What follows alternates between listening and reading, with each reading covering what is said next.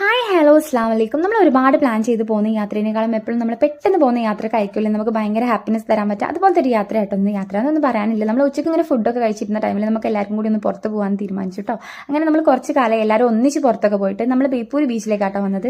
വണ്ടിയൊക്കെ പാർക്ക് ചെയ്ത് നമ്മളിങ്ങനെ കുറച്ച് നടക്കാനുണ്ടായിരുന്നു. ആ ടൈമിൽ ഇങ്ങനെ ജങ്കാറിലേക്ക് ഇങ്ങനെ വണ്ടികളൊക്കെ കയറ്റുന്നത് കണ്ടു. അതുപോലെ തന്നെ സ്പീഡ് ബോട്ടും കാര്യങ്ങളൊക്കെ അവൈലബിൾ ആയിരുന്നു കേട്ടോ. പക്ഷെ നമ്മൾ അതിലൊന്നും കയറാൻ നിന്നില്ല. ഓൾറെഡി ലേറ്റ് ആയതുകൊണ്ട് നമ്മൾ നേരെ ബീച്ചിൽ ആവും കേട്ടോ. ഈ ഒരു ടൈമിൽ ഞാൻ ഏറ്റവും കൂടുതൽ മിസ് ചെയ്തത് ഇക്കാക്കനെ കേട്ടോ. സൺഡേ അങ്ങോട്ട് ഭയങ്കര ക്രൗഡും കാര്യങ്ങളൊക്കെ എക്സെപ്റ്റ് ചെയ്തിട്ടുണ്ട്. എന്നാൽ അത്ര ഒന്നുമില്ല കേട്ടോ. അവിടെ ഇങ്ങനെ കുറച്ച് പിള്ളേർ സ്കേറ്റിംഗ് ഒക്കെ ചെയ്യുന്നുണ്ടായിരുന്നു. നല്ല ഭംഗി ഉണ്ടായിരുന്നു കേട്ടോ കാണാൻ.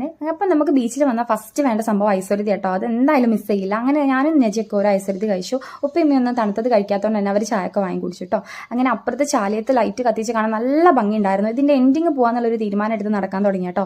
അങ്ങോട്ട് പോകുമ്പോൾ നടന്ന ആളാണ് തിരിച്ചു വരുമ്പോൾ അപ്പനെ തോളിൽ വരുന്ന വഴിക്ക് നമ്മൾ അടിപൊളി ഒരു പനീർ മസാല ദോശ ഓരോ കോഫിയൊക്കെ കുടിച്ചിട്ടോ. നല്ലൊരു അടിപൊളി ഡേ ആയിരുന്നു. അപ്പോൾ എല്ലാവർക്കും ടാറ്റ ബൈ. എൻ്റെ വീഡിയോ ഇഷ്ടമെങ്കിലും